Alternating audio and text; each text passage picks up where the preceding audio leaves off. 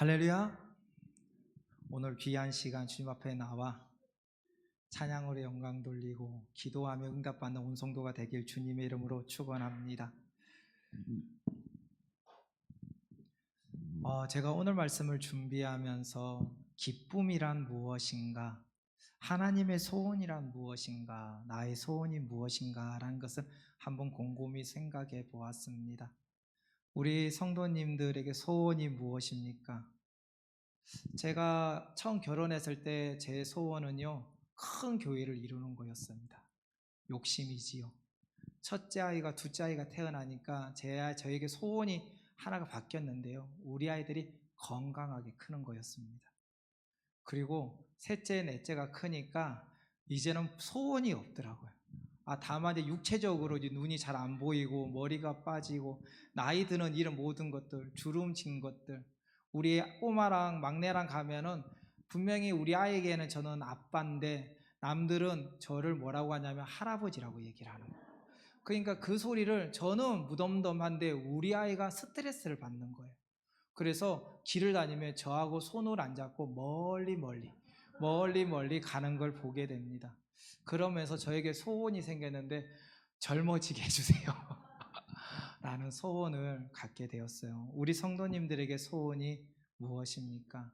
아마 어떤 분에게는 저와 비슷한 건강과, 어떤 분은 물질적으로 남들에게 말하지 못한 어려움을 겪는 분이 혹시 있다면 이 문제가 해결되는 것과, 또 어떤 분은 영적으로 충만해서 교회가 날마다 부흥하고 성장하고 믿는 자가 날마다 늘어가기를 소망하는 분들도 계실 줄 믿습니다. 우리 성도님들의 소원은 무엇입니까? 얼마 전에 혹성탈출이라는, 화면 한번 보여주시겠습니까? 혹성탈출이라는 영화가 이제 개봉이 되었어요. 이 영화는 시리즈 영화인데요, 이 영화의 내용이 무엇인가 살펴보니까 이 시대에 너무나 많은 바이러스가 지금 난무하잖아요. 별의별 바이러스가 너무나 많습니다. 이 영화 역시도 치매 바이러스로 인해 가지고 인류가 지금 굉장히 위기 상황에 놓여 있는 겁니다.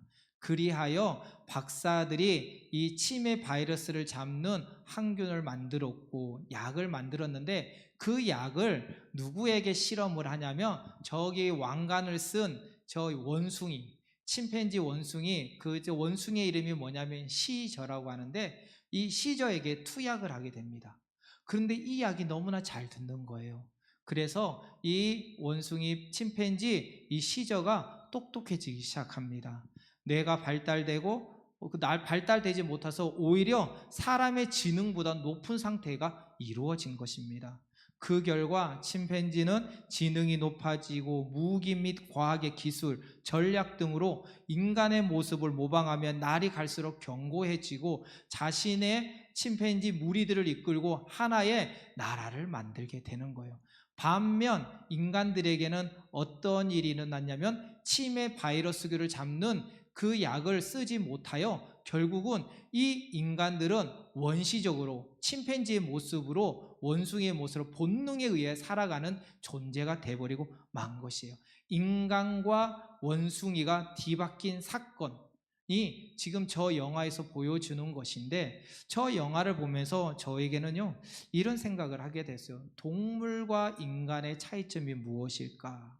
우리가 흔히들 이런 얘기를 합니다. 인간들은 이성적이고 합리적인 반면 동물들은 비이성적이고 본능적이다. 맞습니다.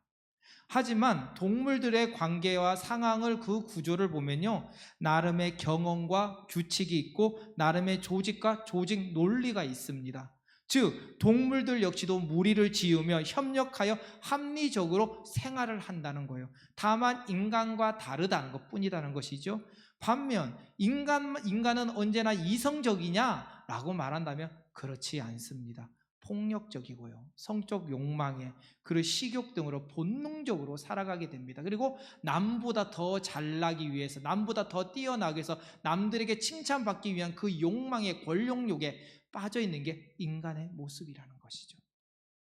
어찌 보면 인간과 침팬지의 그 차이는 약간의 차이지만 너무 비슷한 상황인 것을 저는 이 말씀을 준비하면서 보게 되었습니다. 그런데도 그보다 더 큰 차이점이 무엇일까? 비슷한 것 같으면서 차이점을 한 개 뽑으란다면은 바로 인간은 깊은 사고를 하고 문자를 가졌으며 미래 예측성과 현재를 준비한다는 거예요. 또한 인간에게는 다른 동물들이 없는 소원이 있습니다. 동물은 그냥 본능에 의해서 구조를 이루고 살아가지만 인간에게는요, 미래지향적인 소원을 꿈꾸고 그 소원을 이루기 위해서 살아간다는 겁니다. 그래서 제가 처음에 우리 성도님들에겐 소원이 무엇입니까? 라고 질문을 드렸던 거예요. 소원. 그런데요, 이 소원에도 제가 초반에도 말씀을 드렸지만 소원에도 자기 중심적이고 이기적이고 매우 육신적인 걸 보게 되는 거예요. 내 사업이 잘 되고 내가 배불리 먹고 내가 건강하고 언제나 나 중심. 교회 입장에서 보면은 온 성도가 주의 백성이고 구원을 받을 존재임에도 불구하고 나와 다르다는 이유로 나와 다른 교회를 다닌다고 해가지고 내가 섬기는 목사님이 아니라 다른 교회 목사님이라고 해서 비판하고 핀잔하고 그들을 없이 여기는 게 우리들의 모습이라는 거예요. 같은 교회면서 우리 신명중앙교회가 아닌 다른 교회다고 해가지고 그 교회를 무시하고 비방하는 게 우리들의 모습입니다. 욕심, 본능, 그러면서 나는 경건하다고 말하는 모습이 우리의 인간적인 본성이라는 거예요. 그렇다면 하나님의 소원도 이와 똑같을까요? 하나님의 소원은요, 이와 다른 걸 볼 수 있어요. 무엇이냐면요, 사랑이라. 마태복음 22장에 보면 바리새인이 예수님을 시험하여 이런 질문을 하지요. 율법 가운데 어느 계명이 가장 큽니까? 라고 질문을 합니다. 그래서 예수님께서 마음을 다하고 목숨을 다하고 뜻을 다하여 하나님을 사랑하라. 뭐라고요?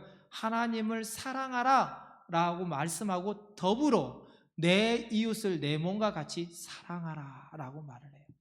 하나님의 소원은 나만을 사랑하라가 아니라 내 이웃을, 내 이 주위에 지금 고통받고 핍박받는 자들을 사랑하라. 아직 믿지 않고 아직 세상에서 방황하는 자를 사랑하라. 너희들 역시도 세상에서 방황했던 자들 아니냐? 그런 너희들을 위해서 내 아들 그리스도 예수께서 십자가에 못 박혀 죽으셨고 그로 인해서 너희가 구원받지 않았느냐? 그러므로 너희는 그 사랑에 힘입어 너희들 역시도 그 사랑을 감당하라 라고 말을 했다는 거예요. 즉 하나님께서는 이 율법과 선지자의 강령으로 사랑하라 라고 말합니다. 근데 이 사랑에서는 그냥 사랑하는 게 아니라 알고 전하라, 행하라, 머리로만 아는 게 아니라 탁상 공론만 하는 게 아니라 행하는 삶을 살아라, 그리스도의 복음을 전하라, 저들을 위해서 눈물을 흘려 기도하라. 너희들이 아직 예수를 믿지 못하고 구원받지 못했을 때 너희들을 위해서 피눈물을 흘리며 기도했던 저 선지자들의 은혜가, 그 간구가 너희들을 잊게 하였음에 너희들 역시도 그를 위해 기도하고 간구하라. 너희가 그 일을 감당하라, 사명 감당하라, 나의 사랑을 전하라 라고 말하고 있다는 거예요. 그렇다면 우리의 소원은 어떤 소원이 되어야 될까요? 우리가 바라봐야 될 것은 자기 중심적 이기적인 욕심에서 벗어나 이제는 더 큰 사랑을 바라보고 그리스도의 사랑을 영혼 살리는데 목적을 두고 살아가야 될 줄 믿습니다. 오늘 본문의 말씀, 이 빌립보서는 기쁨의 서신이라고 말합니다. 그렇게 말하면서 기쁨에 대해 강조를 하고 있는데 그 이유가 무엇이냐?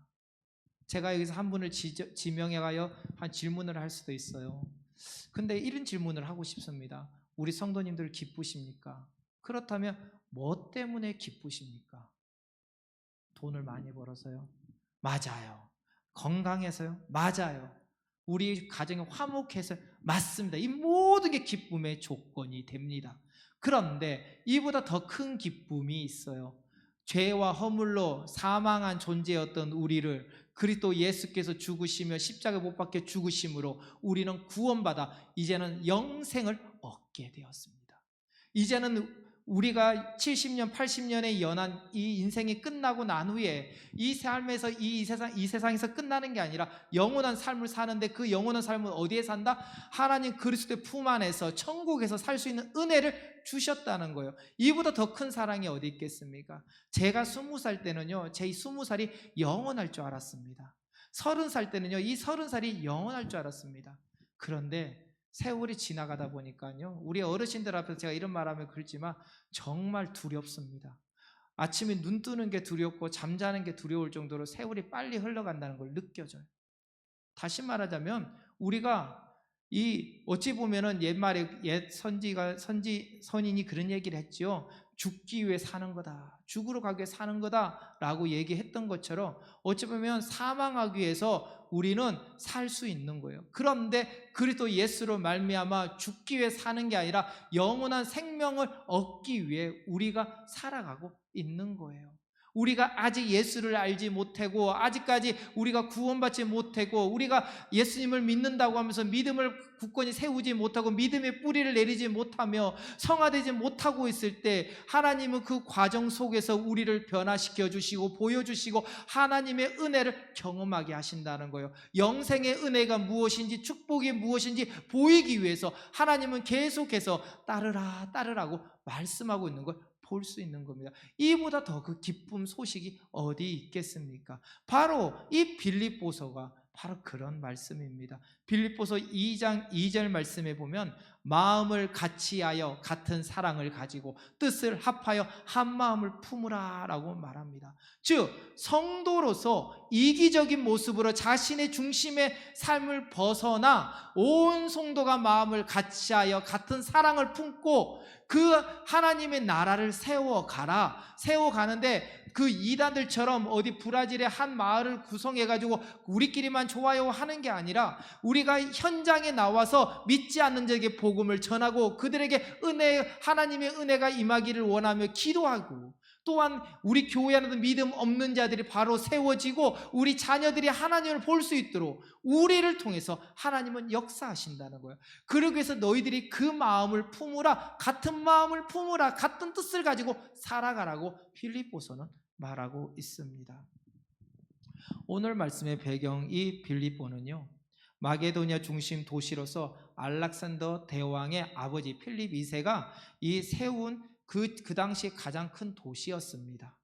이 빌립보는 로마의 자치권을 부여받은 식민 도시였기 때문에 소로마라고 불릴 정도로 대세의 도시였던 게 바로 이 빌립보 도시였던 겁니다. 이 도시에 누가 들어왔느냐 하면은 이게 풍성하고 지금 강건하게 세워진 나라 같지만 결국은 죽음이 이뤄진 나라였다는 것이지요. 이를 위하여 하나님께서 이 사도 바울을 다메섹 도망에서 불러 이방인들의 사도로서 선포하게 하는데, 어느 날 제2차 전도 여행을 준비하는 가운데 사도 바울이 아시아를 향해 가고자 하였습니다. 그런데 그에게 어떤 환상이 보였습니까? 마게도냐인이 오라고 환상을 보게 되는 거예요. 그걸 보고 그곳에 가서 복음을 전하니 바로 루디아를 통해서 유럽의 첫 번째 바로 교회가 세워지고 그 영향력으로 곳곳에 하나님 나라가 세워지는 거예요. 다시 말하자면은 그냥 우리가 하나님 받았으니까 나 혼자 은혜 받고 나 혼자 이 자리에서 기도하고 나 혼자 하는 게 아니라 우리가 복음을 전하고 그곳에서 함께 하니 아름다운 교회가, 하나님 나라가 날마다 믿는 자가 늘어가는 은혜가 임하였다고 성경은 말하고 있다는 겁니다. 그런데 하나님은 누구를 사용했느냐 라면 사도 바울, 율법주의자 사도 바울을 사용했고, 이 율법주의자 사도 바울이 변화되니 이 율법주의자가 누구에게 복음을 전했습니까? 바로 이 옥감장수, 바로 루디아에게 복음이 들어간 거예요. 한 여인에게 복음이 들어가니 그곳에서 놀라운 역사가 일어났습니다. 그럼 이 루디아가 놀랍고 힘이 있고 권력이 있는 사람이었느냐? 말한다면 아니라는 것이죠. 하나님이 함께 하시니 하나님이 열매를 맺게 하시고 하나님이 나를 통해서 영광 받으실 줄 믿습니다. 하나님은 분명하게 낮은 자를 높여주시고 없는 자를 부하게 하시며 약한 자를 강하게 하시는 분일 줄 믿습니다. 그 하나님께서 루디아를 통해서 바로 그 지역에 놀라운 변화가 임하게 했다는 거예요. 혹시 오늘 이 자리에 나와 예배하는 성도님들, 우리 가정 중에 홀로 신앙생활 하시는 분들 계십니까? 그것은요, 복된 일이에요. 지금 열매 맺지 못한다고 해서 안타까워할 필요가 없습니다. 하나님의 때에 우리가 기도를 주께서 들으시고 응답하실 줄 믿습니다. 그러므로 우리가 쉬지 말고 해야 될 게 무엇이냐? 기도하고, 쉬지 말고 해야 될 게 예배하고, 쉬지 말고 해야 될 게 순종하며 협력하여 선을 이루 아름다운 교회를 이루어가야 될 줄 믿습니다. 오늘 이 자리에 나와 예배하는 성도님들, 바로 진정으로, 신령과 진정으로 예배하며 나를 통해서 하나님께 영광 받으실 줄 믿습니다. 우리 교회가요, 너무나 아름답잖아요. 이렇게 아름답고 이 무더위 속에서도 이렇게 시원하게 예배 드릴 수 있는 공간이 얼마나 될까 저는 생각을 해봅니다. 제가 중국에 있을 때 이제 북경에서 사역을 했는데, 그곳에는 매 주마다 호텔을 빌려가지고 우리나라 돈으로 약 200위안, 200만 위안이죠. 약 200만에 300만 원 정도를 내고 매주 예배를 드려야 돼요. 그러면 주중에는 어디에 드리냐면 빛도 들어오지 않는 그런 창고 같은 데서 빌려가지고 예배를 드리는데, 그것조차도 공안들이 매일 감시하고 그랬어요. 그래서 예배 드리는 중에 공안들이 들어와가지고 뒤집고 잡아가는 경우들이 허다했습니다. 그런 곳에 비하면은 지금 우리가 예배 드리는 건 정말 복받은 겁니다. 그런데 이 복받은 은혜에 우리는 어떻게 해야 되느냐? 전심으로 예배해야 되는 거예요. 불평과 불만을 하기보다는 감사의 목적을 가지고, 제목을 가지고 기도해야 될 줄 믿습니다. 이와 같이 이 예배당에 그렇게 귀한 곳인데 사람마다 다르지만 이 예배당의 의미는 굉장히 귀한 장소가 될 줄 믿습니다. 다른 사람들은 모르겠습니다. 근데 저 같은 경우는 집에서 기도하면 이러냐 기도가 안 돼요. 근데 예배당에 오면요, 기도가 되더라고요.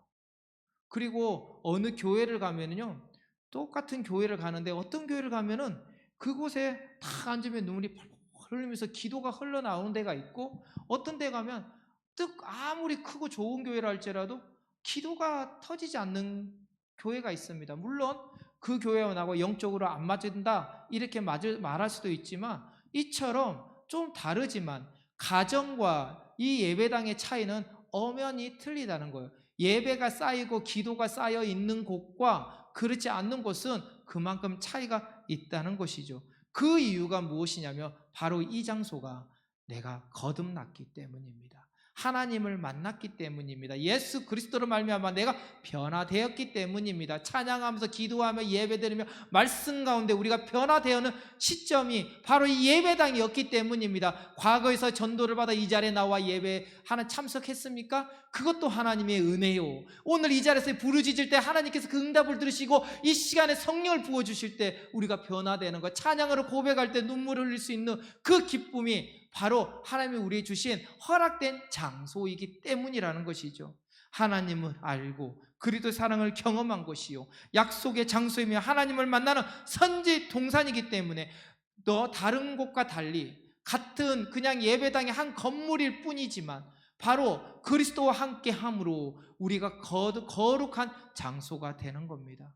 문제가 있을 때 눈물로 예배할 수 있는 곳이요, 좋은 일이 있을 때 기쁨으로 예배할 수 있는 곳이 오늘 이곳이기 때문인 것이죠. 그리하여 각자의 집에서 화면으로 예배 드리고 유튜브로 예배 드릴 수 있지만 하나님의 말씀하며 거룩한 장소에 나와 예배할 수 있는 것은 바로 그 은혜가 있기 때문일 줄 믿습니다. 이와 같이 이 빌립보 교회는 사도 바울에게 삶의 현장이었고 하나님을 만나는 장소였고 하나님의 나라가 선포된 곳이었습니다. 그리하여 복음을 전하다 옥중에 있는 사도 바울이 사랑하는 빌립보 성도들에게 당부하는 말씀이 바로 오늘의 말씀이었던 것이지요.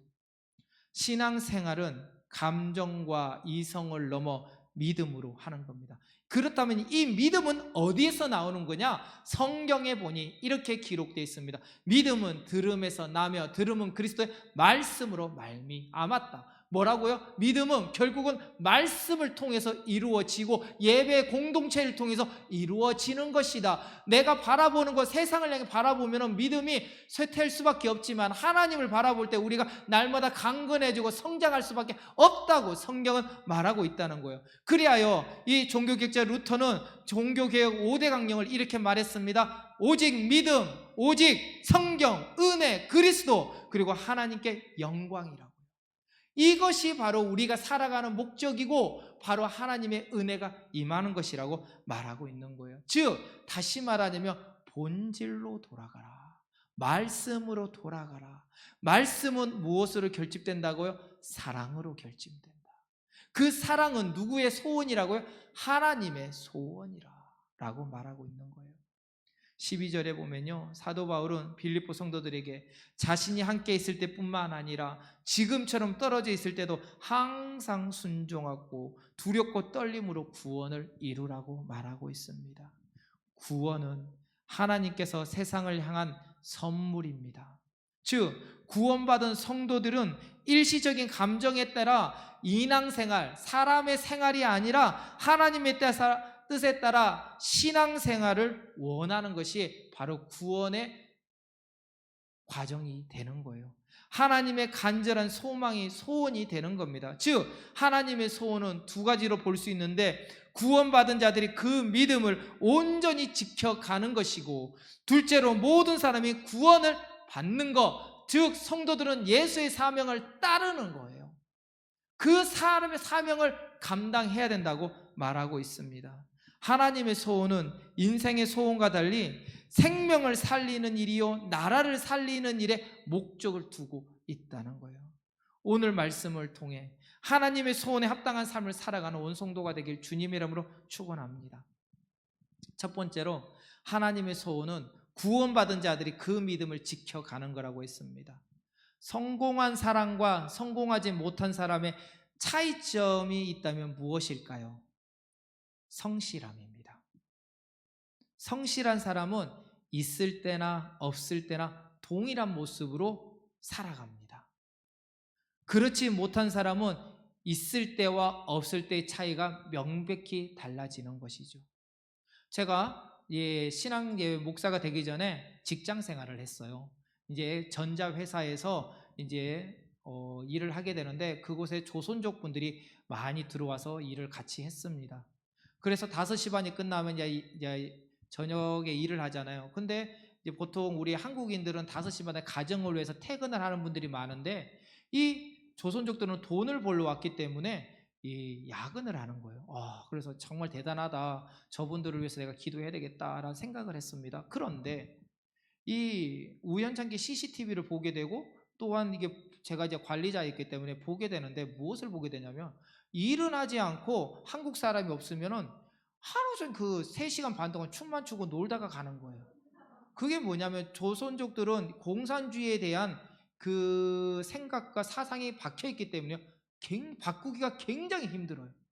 그래서 시간만 때우면 돈을 주는 겁니다. 그러다 보니까 물량이 100개가 나와야 되는데, 아이러니하게 분명하게 이 한 개, 10개에서 늘어나질 않는 거예요. 무슨 말이냐면요, 있을 때가 없을 때 차이가 명백히 크다는 겁니다. 그런데 한국인들이 일을 하게 되면, 야근을 하게 되면요, 100개가 나와야 되는데 아이러니하게 100개, 120개가 나오는 거예요. 한국인들은 있을 때나 없을 때나 똑같이 더 열심히 일을 하는 겁니다. 그래서 거기 사장님이 뭐라고 했냐면, 웬만하면 조선족 안 쓰고 싶어 라고 얘기를 하는 거예요. 다시 말하면 인정을 받지 못하는 겁니다. 맞습니다. 그렇다면 이것을 우리의 신앙생활에 접목을 한번 해볼까요? 우리 성도님들, 하나님이 우리와 함께 하심을 믿습니까? 아멘. 그렇다면 목사님 있을 때와 목사님 없을 때 우리의 삶은 얼마나 변화가 됩니까? 목사님 있을 때 없을 때보다, 있을 때보다 없을 때 더 열심히 일을 하시나요? 더 기도 많이 하시나요? 더 내가 맡겨진 사명을 감당하시나요? 더 불평하기보다 감사하시며 살아가시나요? 방장 있을 때 없을 때, 또한 직분자들 있을 때 없을 때, 다른 사람 있을 때 없을 때 지금 나는 어떤 모습으로 살아가고 있습니까? 저는요, 담임 목사님 없을 때 있을 때 차이가 많더라고요. 그래가지고 얼마나 찔리는지 모르겠습니다.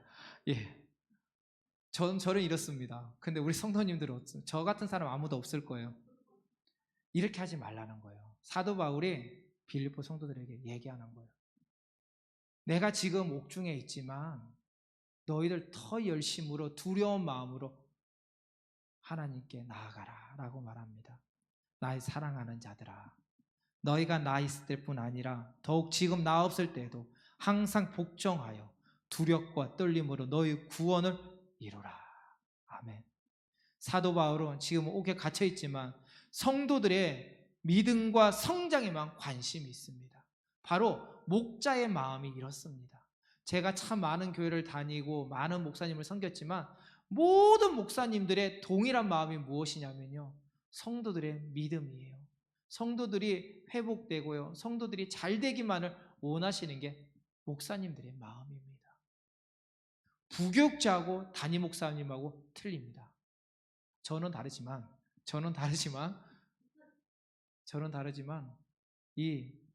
달라요. 담임 목사님은요, 우리 성도님들의 안위와 믿음과 성장만을 바라보고 기도하고 계신다는 거예요. 이처럼 사도 바울이 그런 마음으로 지금 하고 있습니다. 수많은 사람들이 예수를 영접한다고 고백하고 믿음대로 살아간다고 말하지만 그 고백을 지켜가는 분들이 많지는 않습니다. 사람들을 볼 때는 경건하지만 사람들 없을 때는 다른 모습으로 살아갈 때 많습니다. 어저께 있었던 일입니다. 길을 가는데요, 제 와이프랑 산보를 한다 가는데 어떤 분이, 남자 두 분이 이렇게 다 담배를 피우고 있는 거예요. 그래서 담배 냄새 때문에 피해서 가는데 그러는 거예요. 장로님, 담배 그만 피우시죠. 이거 안수 집사님 그만하세요. 누구지? 하고 쳐다보고 갔어요. 뭐냐면요, 이 교회 안에서와 바깥의 삶이 그만큼 다르다는 거예요.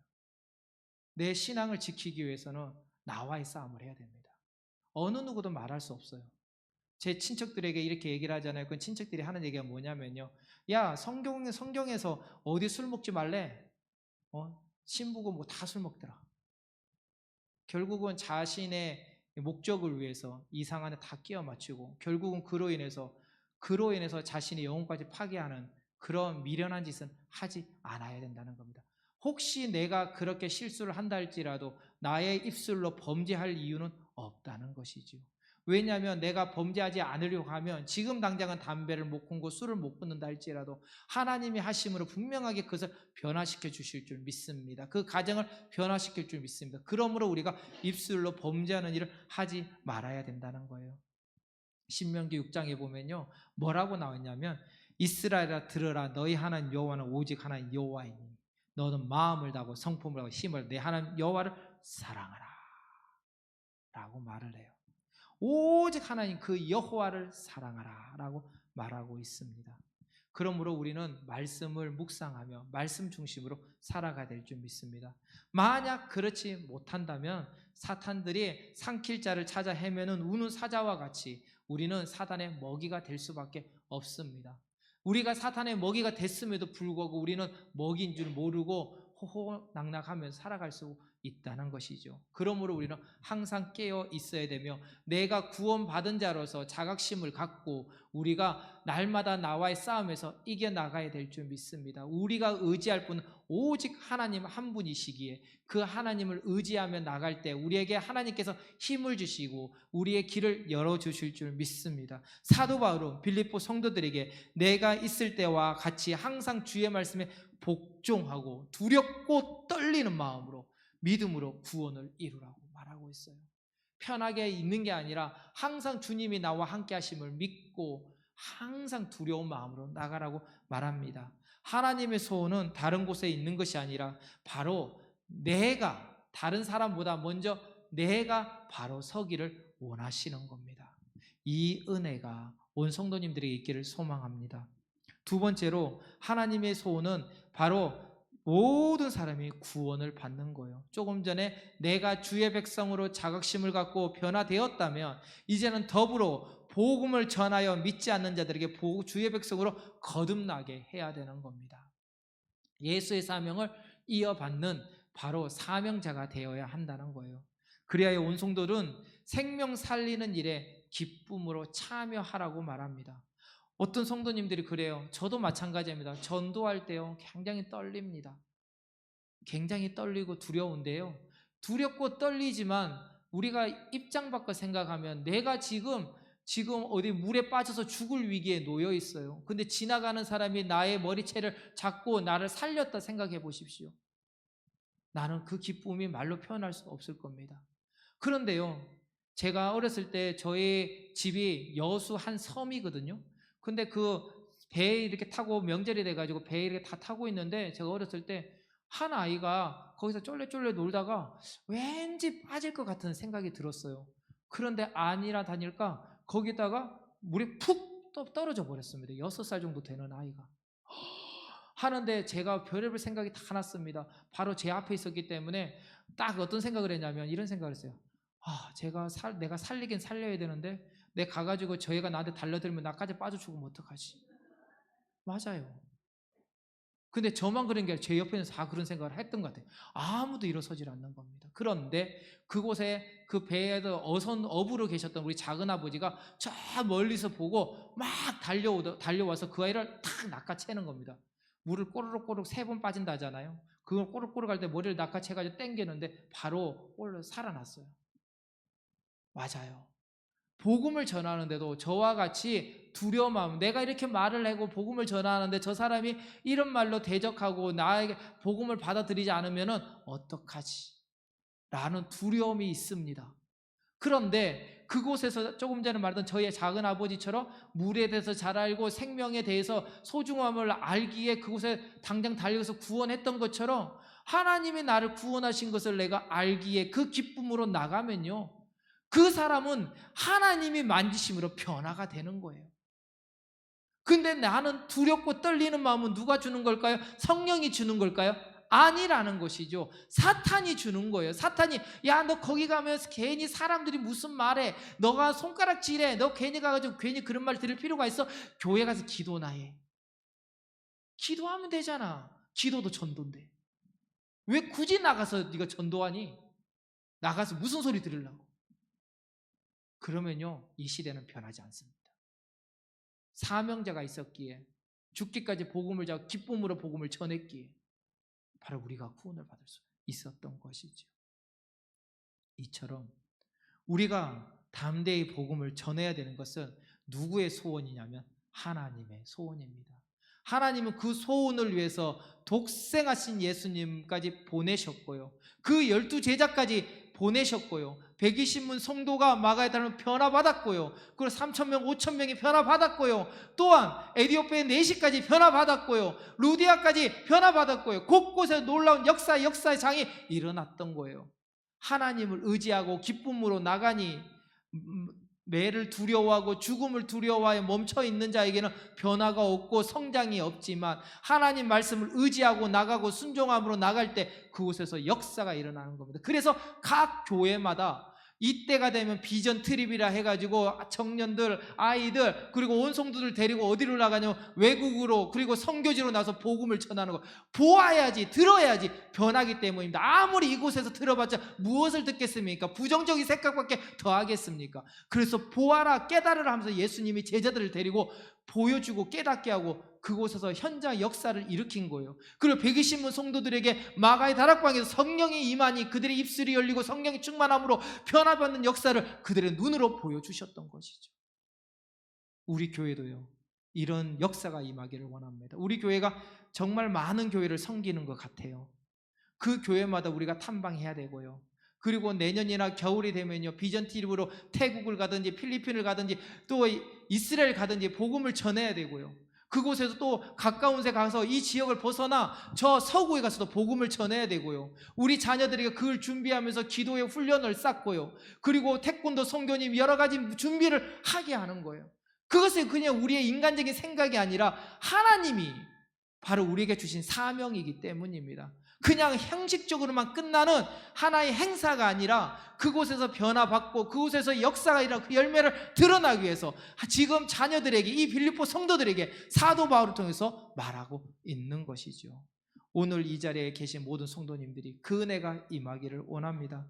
하나님은 이런 말을 해요. 모든 사람이 구원을 받으며 진리를 아는 데 이르길 원하느니라. 다 같이 한번 읽어보겠습니다. 시작. 모든 사람이 구원을 받으며 진리를 아는 데 이르기를 원하시느니라. 아멘. 하나님이 원하시는 거예요. 하나님의 소원입니다.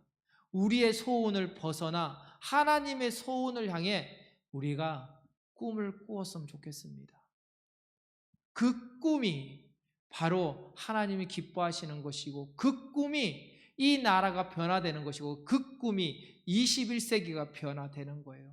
세상은 변했다고 말하면서 우리가 그 자리에 멈춰 자리에 앉아 있는 게 아니라 이제는 일어나 하나님 주신 꿈을 향하여, 하나님 주신 비전을 향하여, 그 소원을 향해 달려가는 온 성도님 되길 원합니다. 그러므로 저와 여러분은 사도 바울이 빌립보 성도들에게 말하였듯 두렵고 떨리는 마음으로 구원을 이루고 복음을 전하는 저와 여러분이 되기를 소망합니다. 그러기 위해서는 무엇을 해야 될까요? 성도 간에 분열하지 아니하고 다투지 아니하고 성령으로 하나 되어 기쁨과 감격이 있어야 됩니다. 혹시나 우리의 자녀들에게 제가 우리 유초동부에게 물어봤어요. 저 예배 때 한번 물어봤습니다. 우리 친구랑 싸운 적 있니? 그러니까 싸웠대요. 그럼 그 친구들을 어떻게 화해해? 아니요. 화해 절대로 안 해요. 절대로 안 해요. 네. 저는 그 모습을 보고 무엇을 봤을까요? 그 모습은요, 부모들의 모습입니다. 그 모습은요, 믿음의 우리들의 모습입니다. 우리들이 그렇기 때문에 그 자녀들이 똑같이 따라하는 거예요. 남들 타다가 웃고 넘어갈 게 아니라 우리가 그렇기 때문에 내 의견만 맞아. 나만 자존감이 높아. 나만 인정해줘. 너가 머리 숙이고 오면 내가 악수 한번 해줄게. 말하고 그 모습이 그 자녀들에게 동일하게 일어납니다. 제가 이 말 거짓말일까요? 유홍남 권사님께 한번 물어보십시오. 문태인 권사님께 물어. 제가 예배 때마다 묻습니다. 아이들에게. 애들 이런 질문을 해요. 똑같은 답을 합니다. 우리의 모습입니다. 우리가 그런 모습으로 있기에 우리 자녀들이 그대로 따라하는 거예요. 그렇기 때문에 우리가 협력하여 선을 이루어 아름다운 교회 공동체를 이루어가기를 소망합니다. 이렇게 될 때 외부의 전도자들이 교회 안에 들어올 때 하나가 되고 정착하며 그리스도 예수를 영접하여 온전한 성도가 되는 겁니다. 같은 뜻, 마음으로 영혼 살리는 데 동참하며 전도할 수 있는 것이죠. 이 전도는 빌립비 교회가 사도 바울에게 헌신하고 헌물하듯 구제하고 나누고 전했던 것처럼 우리에게도 동일하게 이루어져야 될 줄 믿습니다. 이 은혜가 우리 온 성도님들에게 있기를 소망합니다.